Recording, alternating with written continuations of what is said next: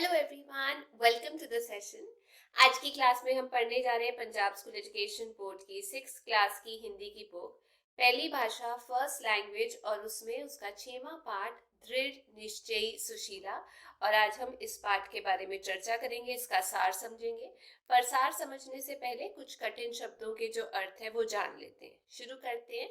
पहला जो शब्द इसमें दिया गया है वो है ननेहाल, मतलब नाना नानी का घर। वैसे ही देहांत का मतलब मृत्यु। दुर्भाग्य का मतलब बुरा भाग्य, बुरी किस्मत।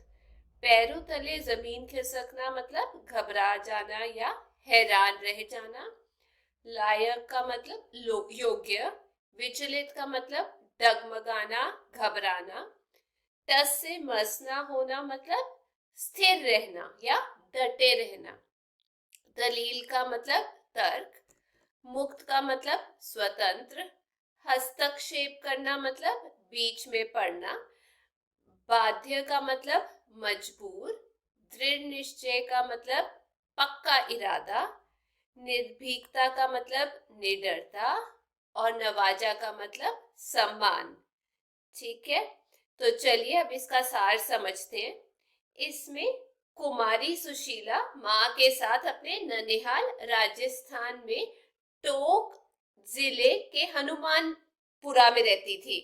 उसके पिता का देहांत हो चुका था। वह खूब मन लगाकर पढ़ती थी।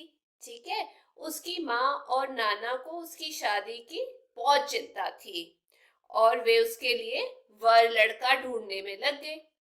8वीं कक्षा में पढ़ रही सुशीला को एक दिन जब उसकी माँ ने बताया कि उसके लिए योग्य वर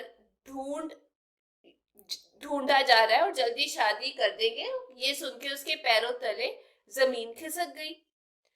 13 वर्ष की सुशीला ने ऐसा कभी नहीं सोचा था कि इतनी जल्दी उसकी शादी कर दी जाएगी। उसने माँ से इसका विरोध किया। वो कहती नहीं। सुशीला पर बिरादरी के लोगों के द्वारा भी दबाव बनाया जा रहा था कि शादी करो। उसे भूखा प्यासा भी रखा गया और यहाँ तक कि उसे मारा पीटा भी गया। ठीक है, लेकिन सुशीला अपने इरादे पर डटी रही कि मैं शादी नहीं करूंगी। तो एक दिन मौका पाकर सुशीला अपने ननिहाल से भी भागकर अपने ताया जी के घर पहुंच गई। उसे विश्वास था कि वे उसकी सहायता अवश्य करेंगे, जरूर करेंगे ताया जी। उसके ताया ने उसे राजस्थान के मुख्यमंत्री और पुलिस अधीक्षक को पत्र लिखने को कहा, सीएम को। पुलिस ने इस मामले को गंभीरता से लेते हुए इसमें हस्तक्षेप किया, हिस्सा लिया और सुशीला की माँ और नाना को समझाया कि बाल विवाह एक कानूनी अपराध है, छोटे बच्चे का शादी नहीं कर सकते। सुशीला के घर वालों को फिर अपनी गलती का एहसास हुआ और उन्हें सुशीला के पक्के इरादों के आगे झुकना ही पड़ा। सुशीला की इस बहादुरी के लिए उसे स्कूल और जिले में सम्मानित किया गया।